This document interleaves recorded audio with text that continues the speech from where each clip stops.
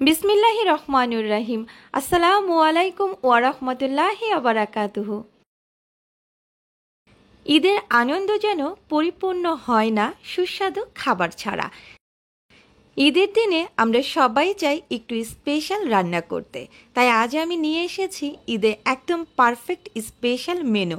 আজকের ভিডিওতে থাকছে সুগন্ধি মোরগ পোলাও, মজাদার দুধ সেমাই, ঝাল ঝোল খাসির মাংস আর সাথে স্পেশাল বোরহানি। এই রেসিপিগুলো ছাড়া ঈদের কথা চিন্তাই করা যায় না। রান্নার প্রতিটি ধাপ আপনাদেরকে আমি দেখাবো একদম সহজভাবে, যেন আপনারাও বাসায় সহজে তৈরি করতে পারেন।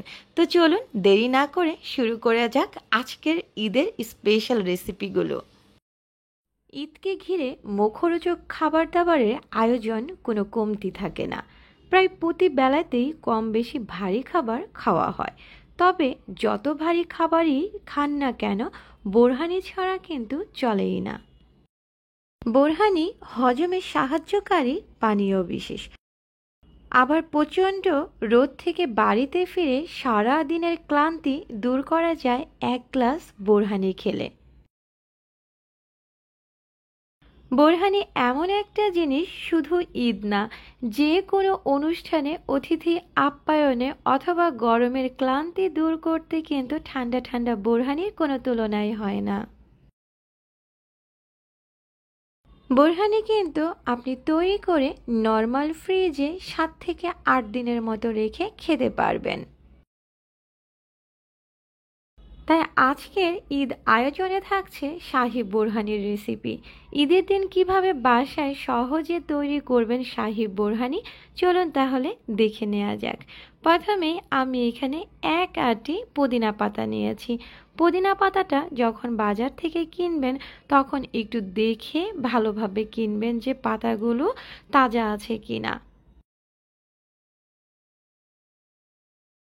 আজকে আমি বোরহানিটা তৈরি করার জন্য 20 টাকা দামের 1 আঁটি পুদিনা পাতা নিয়েছি।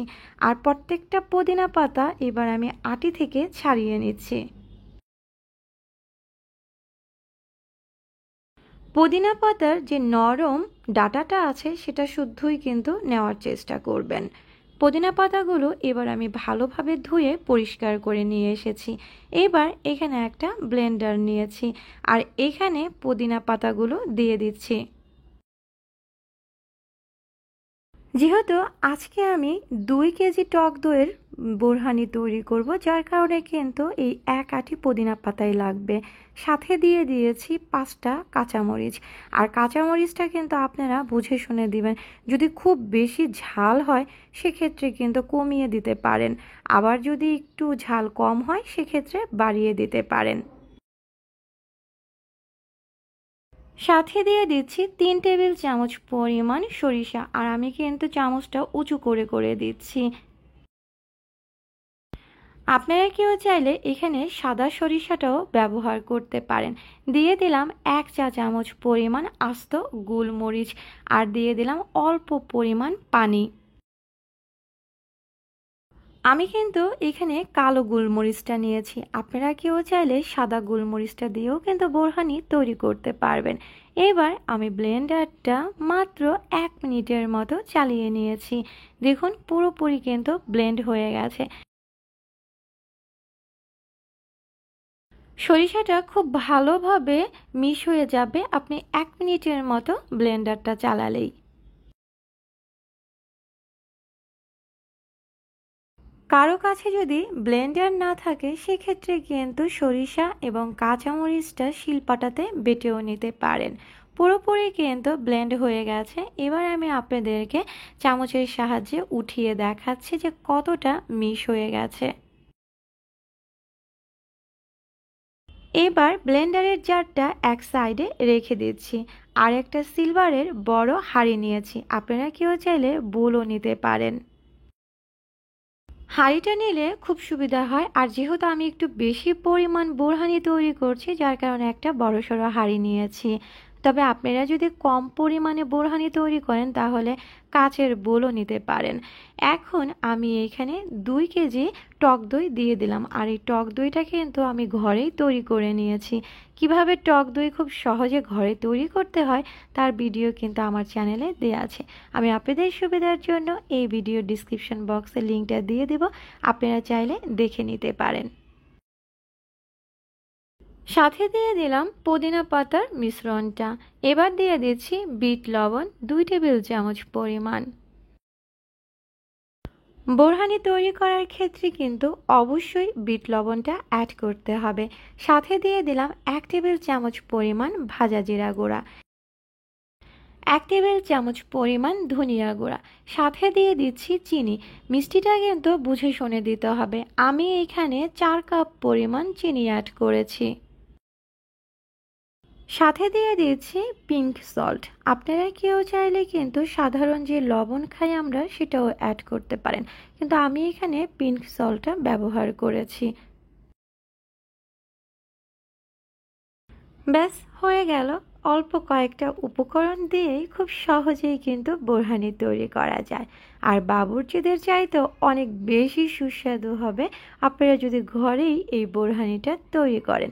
এবার আমি একটা হ্যান্ড ব্লেন্ডার নিয়েছি। যাদের কাছে হ্যান্ড ব্লেন্ডার না আছে তারা ব্লেন্ডারও করতে পারেন, আর সবচাইতে সহজ বুদ্ধি, যদি কারো কাছে ব্লেন্ডারই না থাকে তাহলে ডাল ঘুটনি দিয়ে খুব ভালোভাবে ঘুটে নিলেই হবে।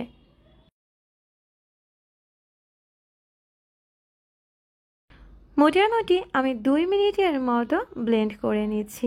এর চাইতে বেশি সময় ব্লেন্ড করার কোনো দরকার নেই।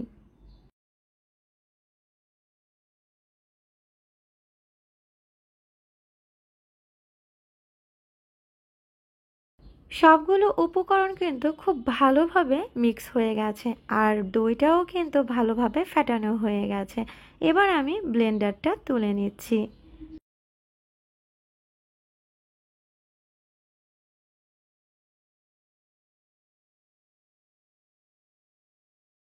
একটা চামচের সাহায্যে আমি আপনাদেরকে নাড়াচাড়া করে দেখিয়ে দিচ্ছি। এখানে কিন্তু এখন পানি মিক্স করতে হবে। পানিটা মিক্স করবেন আপনারা কে কিরকম ঘন বা পাতলা খাবেন সেই অনুপাতে। বোরহানি কিন্তু খুব বেশি ঘন খেতে ভালো লাগে না, আবার খুব বেশি পাতলা খেতেও ভালো লাগে না। আমি 2 কেজি টক দইয়ে 2.5 লিটার পরিমাণ পানি অ্যাড করেছি। পানিটা দিয়ে এবার ভালোভাবে নাড়াচাড়া করে মিশিয়ে নিচ্ছি। এখানে আমি ঠান্ডা পানিটা অ্যাড করেছি। বোরহানিতে কিন্তু অবশ্যই ঠান্ডা পানিটা দিবেন, না হলে নর্মাল পানি দিয়ে বোরহানিটা তৈরি করে নর্মাল ফ্রিজে রেখে ভালোভাবে ঠান্ডা করে নেবেন। কেউ যদি চান তাহলে কিন্তু এই পর্যায়ে আপনারা বোরহানিটা খেতে পারেন, তবে বোরহানিটা কিন্তু না ছেঁকে মোটেও খাওয়া উচিত না। এবার আমি বোরহানিটাকে ভালোভাবে ছেঁকে নেব, আর অবশ্যই কিন্তু মিষ্টি এবং লবণটা দেখবেন যে ঠিক আছে কিনা। যদি ঠিক না থাকে তাহলে এই পর্যায়ে অ্যাড করে ভালোভাবে মিক্স করে নেবেন। আমি একটা জগ নিয়েছি আর একটা ছাঁকনি নিয়েছি। অল্প অল্প পরিমাণে বোরহানি আমি ছেঁকে নিচ্ছি। আপনারা কেউ চাইলে কিন্তু একটা মার্কিন কাপড় বিছিয়ে তার উপরে বোরহানিটা ঢেলে ভালোভাবে চিপে আপনারা চাবাটা ফেলে দিতে পারেন। আমি এখানে ছাঁকনি দিয়েই এই কাজটা করছি। বোরহানিটা যদি আপনি মার্কিন কাপড় দিয়ে ছেঁকে নেন সেক্ষেত্রে কিন্তু বেশি ভালো হয়। বাবুর্চিরা কিন্তু বোরহানিটা মার্কিন কাপড়ে রেখে ছেঁকে নেয়। আমি কাজটা তাড়াতাড়ি দেখানোর জন্য এভাবে ছেঁকে নিচ্ছি। মার্কিন কাপড় দিয়ে ছাকতে গেলে একটু সময় বেশি লাগে।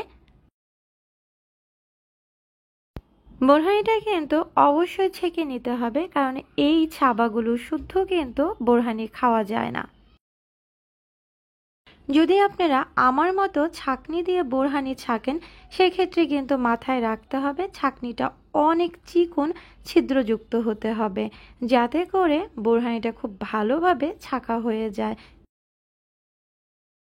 একই পদ্ধতিতে বাদবাকি বোরহানিগুলো আমি ছেঁকে নিচ্ছি।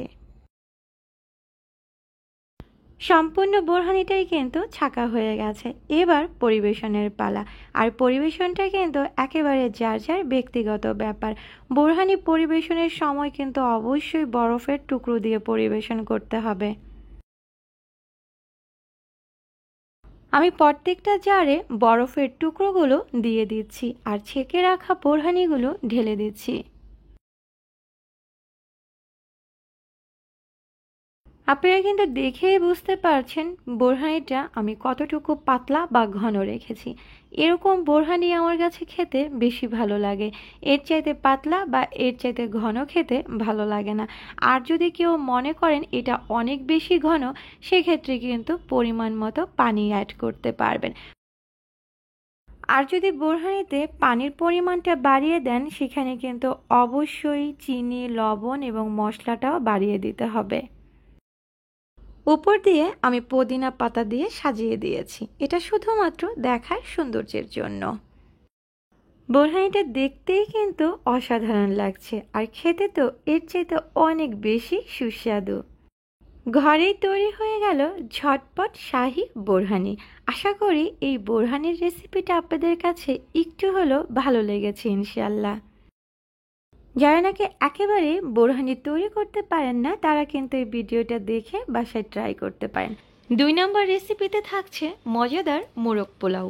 আজকে আমি খুব সহজে এবং ঝটপট আপনাদের সবার সাথে শেয়ার করব দারুণ মজার একেবারে ঘরোয়া উপায়ে ভিন্ন রকমভাবে মোরগ পোলাও। আশা করি এই রেসিপিটা আপনাদের কাছে একটু হলেও ভালো লাগবে ইনশাল্লাহ। যারা নাকি মনে করেন মোরগ পোলাও রান্না করতে অনেক মশলার ব্যবহার করা হয়, তাদের জন্য আজকে আমার এই রেসিপিটা। ঘরোয়া অল্প কিছু উপকরণ দিয়েই কিন্তু দারুণ মজার এই মোরগ পোলাওটা রান্না করা যায়। যারা নাকি মোরগ পোলাও রান্না করতে একেবারে ভয় পান যে ঠিকঠাক মতো হবে কিনা, কত রকমের মশলার ব্যবহার করতে হয়, ঠিক তাদের জন্যই আজকে আমি একেবারে সহজভাবে মোরগ পোলাওয়ের রেসিপিটা শেয়ার করেছি। আমি সচরাচর এভাবেই ঝটপট অতিথি আপ্যায়নে তৈরি করে থাকি। মোরগ পোলাওটা রান্না করার জন্য এখানে আমি লেয়ার মুরগি নিয়েছি, আর এখানে বেশিরভাগ বুকের মাংস আছে। বুকের মাংসগুলো তেমন একটা খাওয়া হয় না সচরাচর, কিন্তু বাচ্চারা রানের মাংসটাই বেশি পছন্দ করে থাকে। তো আমি বুকের মাংসগুলো এভাবে জমিয়ে রেখে দেই, একদিন এরকমভাবে মোরগ পোলাও নয়তো বা বিরিয়ানি রান্না করে ফেলি। তখন কিন্তু বাচ্চারা দেখবেন ঠিকঠাক মতো খেয়ে নিচ্ছে, কারণ বাচ্চারা কিন্তু মোরগ পোলাও কিংবা বিরিয়ানি এগুলো কিন্তু খুব বেশি পছন্দ করে। মুরগির মাংসগুলো আমি পানিতে এখন ভিজিয়ে নিচ্ছি, আর এই দিকে আমি ডিমগুলো সিদ্ধ করে নিচ্ছি। এখানে আমি 10টা ডিম দিয়েছি। আপনাদের যার যতটুকু ইচ্ছা ঠিক সেই আন্দাজেই কিন্তু মুরগির মাংস এবং ডিমটা দিতে পারবেন।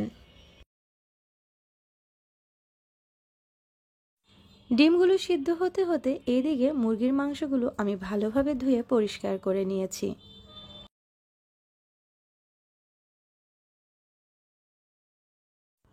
প্রথমেই আমি গোটা মশলাগুলো অ্যাড করছি। এখানে নিয়েছি তেজপাতা, ছোট এলাচ, বড় এলাচ, 1 চা চামচ পরিমাণ আস্ত গোলমরিচ, দারচিনি, স্টার মৌরি আর হলো লবঙ্গ।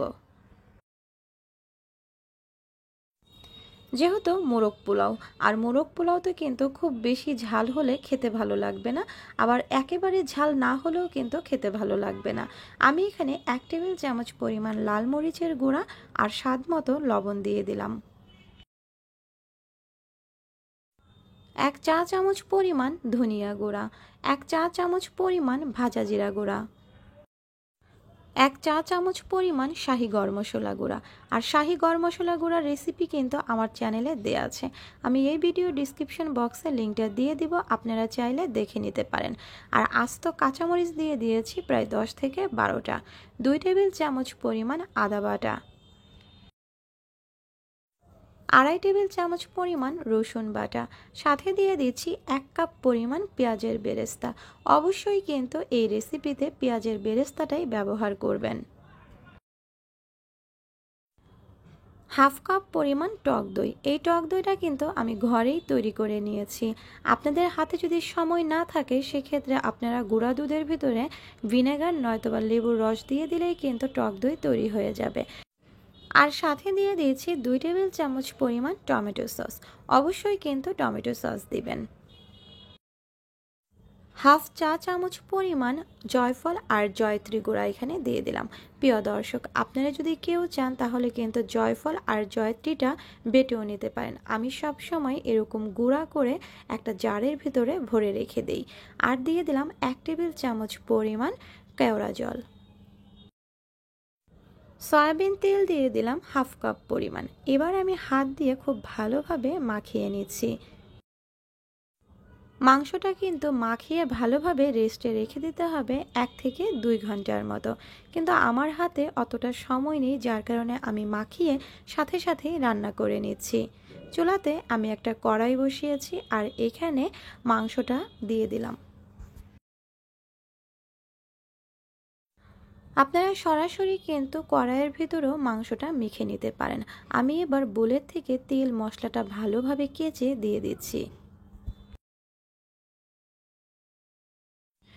মাংসটা সিদ্ধ হতে যতটুকু পানির প্রয়োজন আমি এখানে পানি না দিয়ে দুধ দিয়ে দিলাম। এখানে আমি 2.5 কাপ পরিমাণ দুধ দিয়ে দিয়েছি। আর 1 কাপ পরিমাণ দুধ আমি রেখে দিয়েছি পোলাওতে ব্যবহার করার জন্য।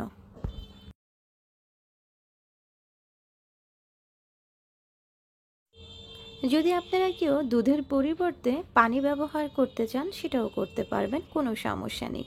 এখন আমি মিডিয়াম আঁচে ঢাকনা দিয়ে ঢেকে রেখে দিয়েছিলাম বলক না ওঠা পর্যন্ত।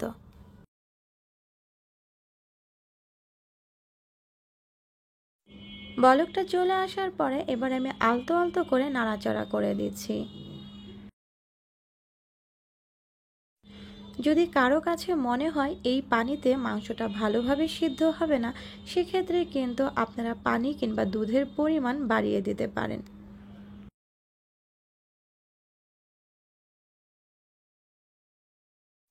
ভালোভাবে নাড়াচাড়া করে ঢাকনা দিয়ে ঢেকে মিডিয়াম আঁচে আমি ঘড়ি ধরে 15 মিনিটের মতো রান্না করে নিয়েছি। প্রিয় দর্শক, আপনারা কিন্তু দেখেই বুঝতে পারছেন মাংসের গায়ে থেকে তেলটা ছেড়ে দিয়েছে।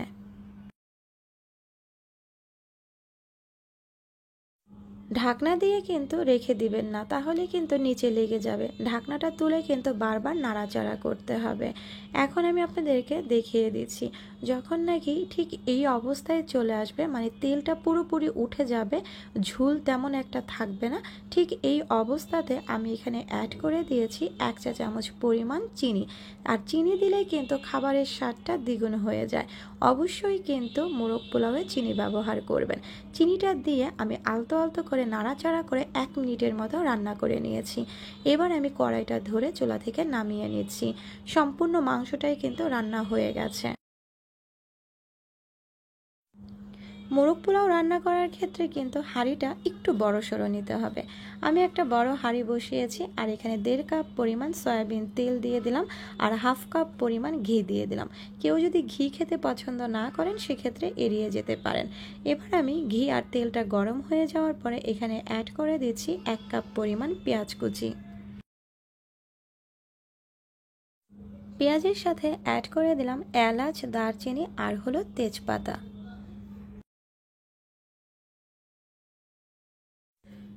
এবার পেঁয়াজটাকে ভালোভাবে নাড়াচাড়া করে আমি ভেজে নিয়েছি। আর সাথে কিন্তু প্রায় 6 থেকে 7টা আস্ত কাঁচামরিচ দিয়েছি। 1 চা চামচ পরিমাণ আদা বাটা আর 1 চা চামচ পরিমাণ রসুন বাটা দিয়ে ভালোভাবে নাড়াচাড়া করে ভেজে নিয়েছি, যাতে করে আদা আর রসুনের কাঁচা গন্ধটা না থাকে।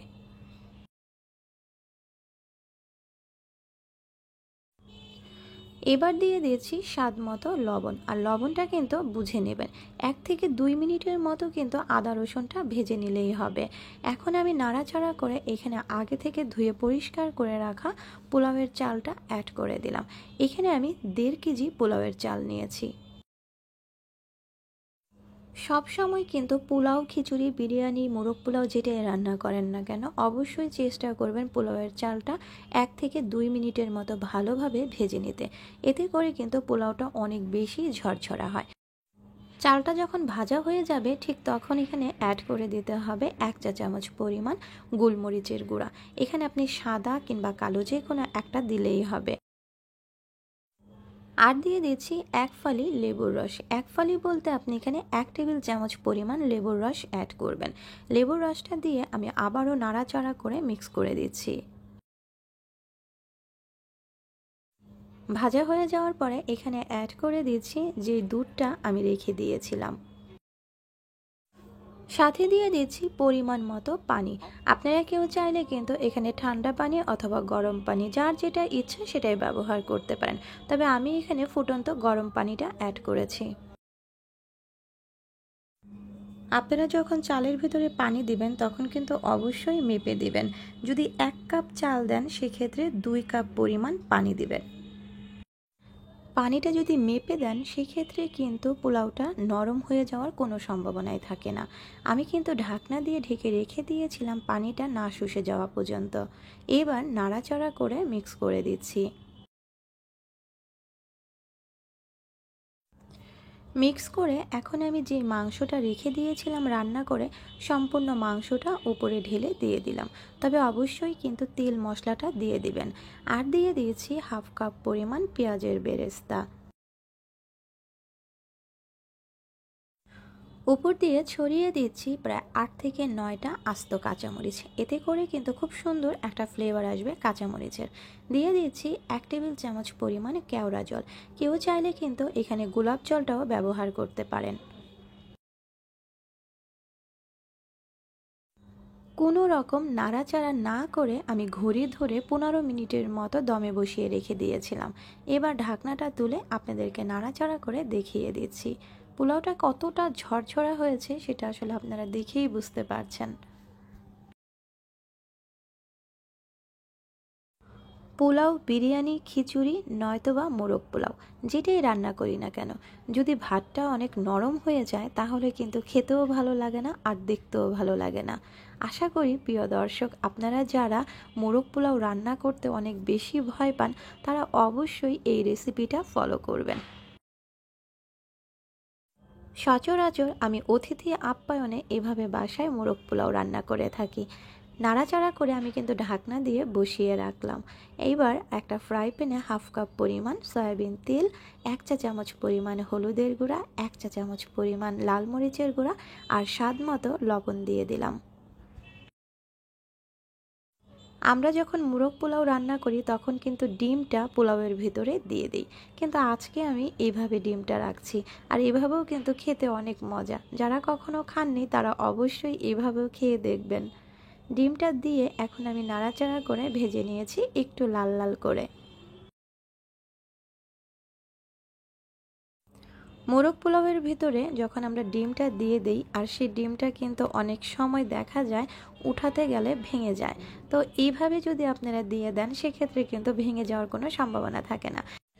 হোটেল বা রেস্টুরেন্ট থেকে যখন আমরা মোরগ পোলাও কিনে এনে খাই তখন কিন্তু দেখবেন সাদাও দেয় আবার এইভাবেও দিয়ে থাকে। ডিমগুলো যদি একটু লাল লাল করে ভেজে নিই তাহলে কিন্তু কালারটা অনেক বেশি সুন্দর লাগে দেখতে। আর ডিমগুলো ভাজা হয়ে গেছে, এবার আমি একটা বাটিতে সবগুলো ডিম তুলে নিলাম। এভাবে ডিমগুলো ভেজে নিয়ে আপনি যদি প্লেটে প্লেটে একটা করে ডিম দিয়ে দেন সেক্ষেত্রে কিন্তু দেখতে অনেক ভালো লাগে।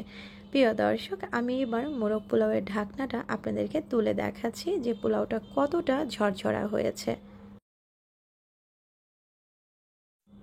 সম্পূর্ণ পানির মাপ যদি ঠিক রেখে আপনি মোরগ পোলাও বা পোলাও রান্না করেন সেক্ষেত্রে কিন্তু ভাত নরম হয়ে যাওয়ার কোনো সম্ভাবনা থাকে না। এবার আমি নাড়াচাড়া করে একটু উল্টে পাল্টে দিচ্ছি। এতে করে নিচের ভাতগুলো উপরে আর উপরের ভাতগুলো নিচে দিয়ে দিচ্ছি। আর এখন কিন্তু আমি চুলা থেকে নামিয়ে পরিবেশন করব গরম গরম। সব সময় যে বাবুর্চি রেসিপি ফলো করে রান্না করতে হবে আর সেটাই যে সবচেয়ে বেশি সুস্বাদু হবে তা কিন্তু না। নিজেদের মতো করে ঘরোয়া উপায়ে ঘরোয়া উপকরণে দারুণ মজার রেসিপি কিন্তু তৈরি করা যায়। আর আপনারা যদি বাসায় এইভাবে রেসিপি তৈরি করে সবাইকে খাওয়ান, আমার কাছে মনে হয় না কেউ কখনোই বলবে যে এটা বাবুর্চির রেসিপি না। এভাবে আমি প্রায় রান্না করে থাকি এবং সবাই অনেক অনেক বেশি পছন্দ করে। আশা করি আপনাদের কাছেও আজকে আমার এই মোরগ পোলাওয়ের রেসিপিটা ভালো লেগেছে। এবার শেয়ার করছি 3 নম্বর রেসিপি। ঈদ মানেই খুশি, আনন্দ আর মিষ্টি মিষ্টি খাবার। আর সেই খাবারের তালিকায় দুধ সেমাই না থাকলে কি চলে? ঈদের দিন মেহমান আসুক বা পরিবারের সবাই মিলে একসাথে আনন্দ করুন, সবার জন্যই পারফেক্ট একটি মিষ্টি হলো দুধ সেমাই। মাত্র কয়েকটি উপকরণ দিয়ে অসাধারণ মজার দুধ সেমাই বানানো পুরো পদ্ধতিটি শিখে নিন। তাহলে আর দেরি কেন, চলুন শুরু করি আজকের এই মজাদার দুধ সেমাই রেসিপি। দুধ সেমাই তৈরি করার জন্য আমি এখানে ছোট সাইজের একটা নারকেল নিয়েছি। এই নারকেলটা এবার আমি খুব ভালোভাবে উপরটা পরিষ্কার করে কুড়িয়ে নিচ্ছি। অনেকেই আছেন দুধ সেমাইয়ে নারকেল খেতে পছন্দ করেন না, তারা কিন্তু এড়িয়ে যেতে পারেন। আর নারকেল ছাড়া কিভাবে দুধ সেমাই রান্না করতে হয় তার একটা রেসিপি কিন্তু আমার চ্যানেলে দেওয়া আছে। আমি আপনাদের সুবিধার জন্য এই ভিডিওর ডিসক্রিপশন বক্সে লিঙ্কটা দিয়ে দিব, আপনারা আপনাদের সুবিধা অনুযায়ী দেখে নিতে পারেন। দুধ সেমাইতে নারিকেল দিলে কিন্তু খুব ভালো লাগে খেতে, আর চমৎকার একটা ফ্লেভার আসে। তারপরও এটা যার যার ইচ্ছে, কেউ চাইলে দিতেও পারেন, কেউ চাইলে নাও দিতে পারেন। এবার আমি সেমাইটা ভেঙে নিচ্ছি। প্যাকেটে থাকা অবস্থাতেই সেমাইটা চেপে চেপে আমি ছোট করে নিচ্ছি।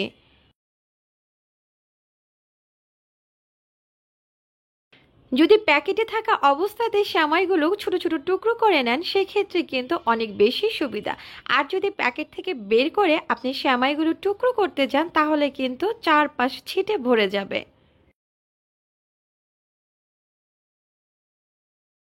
দুধ সেমাই রান্না করার জন্য সেমাইগুলোকে খুব ছোট ছোট টুকরো করে নিতে হয়, এতে করে কিন্তু অনেক বেশি সুবিধা হয়। সেমাইটা দেখতেও ভালো লাগে আর খেতেও অনেক সুস্বাদু। দুধ সেমাই রান্না করার সময় অবশ্যই সেমাইটাকে মেপে নেবেন। দেখুন আমি কিন্তু আপনাদেরকে মেপে দেখিয়ে দিচ্ছি। এখানে কিন্তু 2 কাপ পরিমাণ সেমাই আছে। 2 কাপ সেমাইয়ের জন্য কিন্তু পারফেক্ট একটা মিষ্টি যেটা, সেটা হলো 2 কাপ চিনি অ্যাড করতে হবে। অনেক ক্ষেত্রে সেমাই রান্না করার সময় আমরা চিনির পরিমাণটা বুঝে দিতে পারি না, কখনো মিষ্টি বেশি হয়ে যায় আবার কখনো কম হয়ে যায়। যদি আপনি সেমাইটা মেপে নেন, ঠিক সেই অনুপাতেই দেখবেন যে চিনিটা বা গুড়টা অ্যাড করেন, সেক্ষেত্রে দেখবেন যে পারফেক্ট মিষ্টি চলে আসবে। চুলাতে আমি একটা ফ্রাই প্যান বসিয়েছি, আর এখানে 2 টেবিল চামচ পরিমাণ ঘি দিয়ে ভালোভাবে ফ্রাই প্যানটাতে গড়িয়ে এবার আমি টুকরো করে রাখা সেমাইগুলো দিয়ে দিচ্ছি। সেমাইগুলো যখন আপনি ভেজে নেবেন, তখন কিন্তু চুলার আঁচ একেবারে লো আর মিডিয়াম আঁচের মাঝামাঝি রাখবেন, ভুলেও যাতে সেমাইগুলো পুড়ে না যায়। যদি সেমাইটা খুব বেশি পরিমাণ লাল হয়ে যায়, তাহলে কিন্তু দেখতে ভালো লাগবে না। আর যে জিনিস দেখতে ভালো লাগে না, সেটা খাওয়ার রুচিও কিন্তু থাকে না। সেমাই ভাজার সময় অবশ্যই ধৈর্য সহকারে সেমাইটা ভেজে নিতে হবে। দেখুন সেমাইটা কিন্তু পুরোপুরি ভাজা হয়ে গেছে। এর চাইতে আমি কিন্তু আর কালার আনবো না।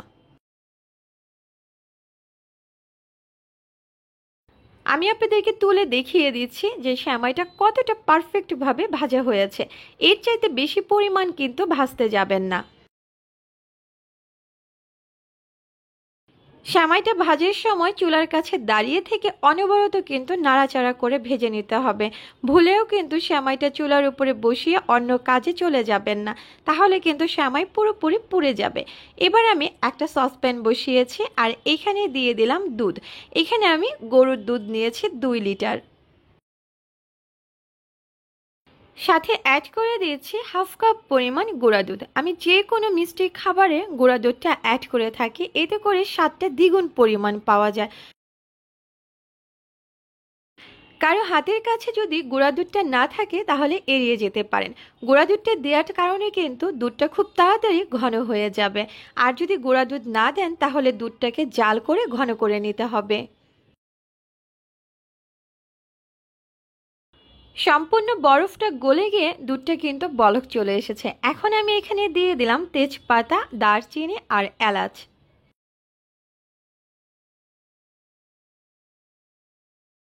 এখন এখানে অ্যাড করে দিচ্ছি চিনি।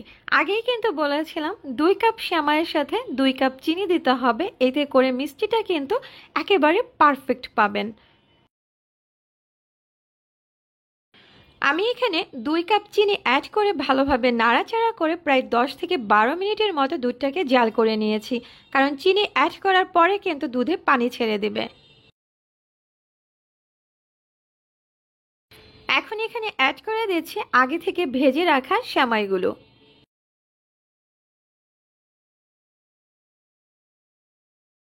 সেমাইগুলো দিয়ে ভালোভাবে নাড়াচাড়া করে মিক্স করে দিচ্ছি।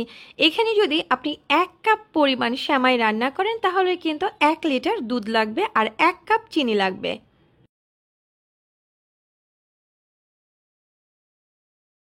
দুধ সেমাই রান্না করার সময় যে জিনিসটা মাথায় রাখতে হয় সেটা হলো সেমাইটা যাতে কোনোভাবে গলে না যায়। যদি সেমাইটা গলে যায় তাহলে কিন্তু দেখতেও ভালো লাগবে না আর খেতেও তেমন একটা ভালো লাগবে না। সেমাইটা কিন্তু সিদ্ধ হয়ে গেছে, আমি কিন্তু একটা চাপ দিয়ে আপনাদেরকে দেখিয়ে দিলাম। এই অবস্থায় আসার পরে এখানে অ্যাড করে দিতে হবে কুড়িয়ে রাখা নারিকেলগুলো।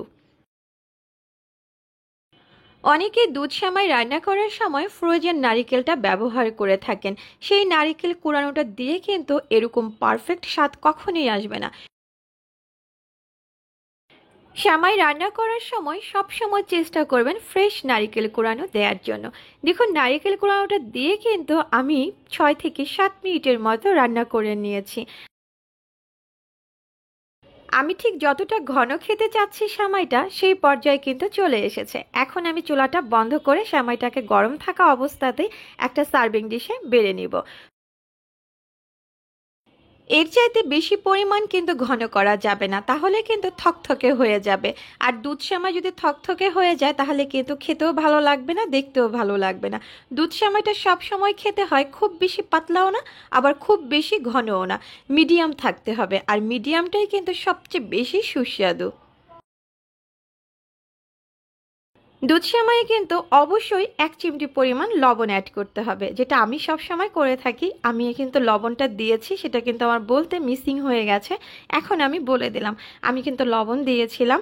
আর যারা নাকি লবণ খেতে পছন্দ করেন না তারা কিন্তু লবণটা এড়িয়ে যেতে পারেন, তবে লবণ দিলে মিষ্টি খাবারের স্বাদ কিন্তু অনেক গুণ বেড়ে যায়। দুধ সেমাইটা কিন্তু সচরাচর চান রাতের দিন রান্না করে যদি আপনি ফ্রিজে রেখে দেন তাহলে দেখবেন ঈদের দিন ঠান্ডা ঠান্ডা খেতে কতটা ভালো লাগে। এবার শেয়ার করছি সর্বশেষ এবং 4 নম্বর রেসিপি।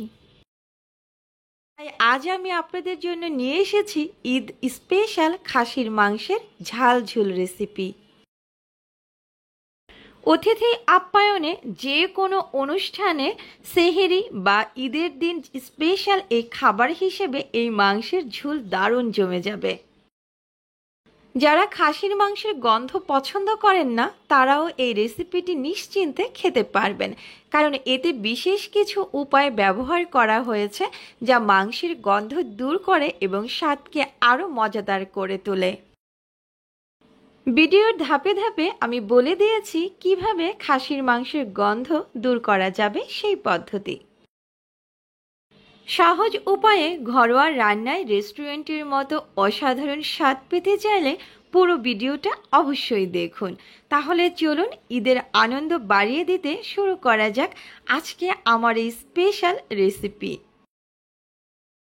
প্রথমেই আমি একটা হাঁড়ি নিয়েছি আর এখানে 2 কেজি পরিমাণ খাসির মাংস দিয়ে দিয়েছি। আর খাসির মাংসটা কিন্তু খুব ভালোভাবে ধুয়ে পরিষ্কার করে নিতে হবে যাতে করে কোনো রকম লোম না থাকে। খাসির মাংসের গন্ধ দূর করার জন্য 1 নম্বর যে পদ্ধতিটা ব্যবহার করবেন সেটা হলো ভিনেগার বা লেবুর রস। মাংস ভালো করে ধুয়ে এতে 2 টেবিল চামচ পরিমাণ ভিনেগার বা লেবুর রস মাখিয়ে 30 মিনিট রাখুন। তারপর পানি দিয়ে ধুয়ে নেন, দেখবেন গন্ধ একেবারে দূর হয়ে গেছে। এখানে আমি দিয়ে দিলাম 1 কাপ পরিমাণ টক দই। টক দইটা কিন্তু আমি ডিপ ফ্রিজে রেখে দিয়েছিলাম তৈরি করে, যার কারণে বরফ হয়ে গেছে। আর দিয়েছি 1/3 কাপ পরিমাণ আদা রসুন বাটা, স্বাদ মতো লবণ, 1.5 চা চামচ পরিমাণ ভাজা জিরা গুঁড়া আর 2 চা চামচ পরিমাণ হলুদের গুঁড়া, 1 চা চামচ পরিমাণ ধনিয়া গুঁড়া, 1.5 টেবিল চামচ পরিমাণ লাল মরিচের গুঁড়া, তবে ঝালটা কিন্তু আপনারা আপনাদের ইচ্ছে অনুযায়ী দিবেন, 1/2 চা চামচ পরিমাণ জয়ত্রী আর জয়ফল গুঁড়া। মাংসের গন্ধ দূর করার জন্য 2 নম্বর যে পদ্ধতি সেটা হলো মশলার ব্যবহার। আদা রসুন বাটা, দারচিনি, এলাচ, তেজপাতা, গরম মশলা এবং দই ব্যবহার করলে গন্ধ দূর হয় ও মাংসের স্বাদ বেড়ে যায়। মশলাটা মেখে আমি রেস্টে রেখে দিয়েছিলাম 1 ঘন্টার মতো। আপনারা কেউ চাইলে কিন্তু চান রাতের দিন রাতের বেলায়ও মশলাটা মেখে নর্মাল ফ্রিজে রেখে দিতে পারেন, সকালবেলায় রান্না করে ফেলতে পারেন। 1 ঘন্টা পরে আমি ভালোভাবে মাংসটা আবারও হাত দিয়ে মাখিয়ে নিচ্ছি। আর মাংসের গন্ধ দূর করার জন্য 3 নম্বর পদ্ধতি হলো 1 লিটার গরম পানিতে সামান্য লবণ ও আদা রসুন বাটা দিয়ে মাংস 5 মিনিট রেখে দিন, তারপর পানি ফেলে দিন, এতে গন্ধ অনেকটা কমে যাবে। এবার রান্না করার জন্য চুলাতে আমি একটা হাঁড়ি বসিয়েছি আর এখানে সরিষার তেল দিয়ে দিলাম 1.5 কাপ পরিমাণ, সাথে গোটা মশলা অ্যাড করে দিচ্ছি, তেজপাতা, দারচিনি আর হলো এলাচ। এলাচটা অবশ্যই ফাটিয়ে দিবেন, এতে করে খুব সুন্দর একটা গন্ধ আসবে। এবার নাড়াচাড়া করে আমি 1 মিনিটের মতো ভেজে নিচ্ছি। গোটা মশলার গন্ধটা বের হয়ে আসার পরে এখানে দিয়ে দিচ্ছি পেঁয়াজ কুচি আর হলো টমেটো। এখানে আমি 1.5 কাপ পরিমাণ পেঁয়াজ কুচি আর একটা বড় সাইজের টমেটো অ্যাড করেছি। স্বাদ মতো লবণ দিয়ে এবার ভালোভাবে নাড়াচাড়া করে পেঁয়াজ আর টমেটোটাকে আমি 10 থেকে 12 মিনিটের মতো ভেজে নিয়েছি।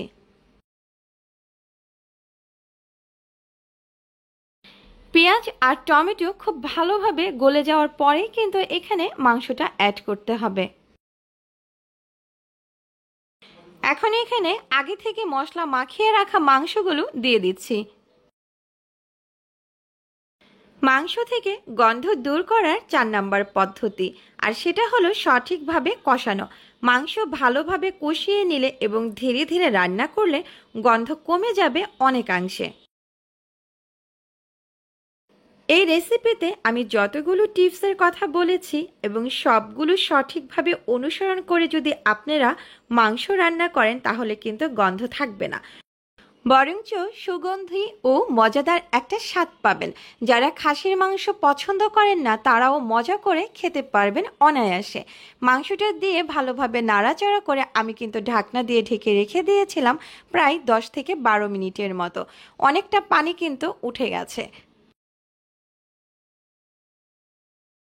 মাংসটা ভালোভাবে নাড়াচাড়া করে আবারও ঢাকনা দিয়ে ঢেকে আমি 20 মিনিটের মতো রান্না করে নিয়েছি।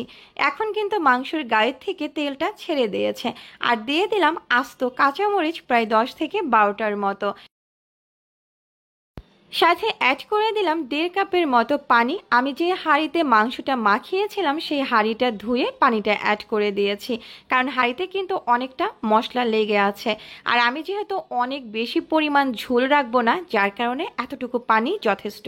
এবার ঢাকনা দিয়ে ঢেকে রেখে দিয়েছিলাম প্রায় 15 মিনিটের মতো। যদি আপনারা কেউ ঝোলের পরিমাণটা বেশি খেতে চান তাহলে কিন্তু পানির পরিমাণটা বেশি দিবেন। যেহেতু আমি ঝাল ঝোল রাখবো সেক্ষেত্রে মাখা মাখা থাকবে, আর মাখা মাখা খেতেই কিন্তু অনেক বেশি সুস্বাদু। এখন এখানে অ্যাড করে দিলাম 1 চা চামচ পরিমাণ শাহি গরম মশলা গুঁড়া। মশলাটা দিয়ে ভালোভাবে নাড়াচাড়া করে মিক্স করে দিচ্ছি। আর চুলা থেকে নামানোর আগে অবশ্যই লক্ষ্য করবেন লবণটা ঠিক আছে কিনা। যারা নাকি মাংস একেবারে নরম খেতে পছন্দ করেন তারা কিন্তু আরও কিছুক্ষণ সময় চুলার উপরে রাখবেন। আর যারা আমার মতো খুব বেশি শক্তও না আবার খুব বেশি নরমও না, মাঝামাঝি সিদ্ধ খেতে পছন্দ করেন, ঠিক তারা এই অবস্থায় চুলা থেকে নামিয়ে নেবেন।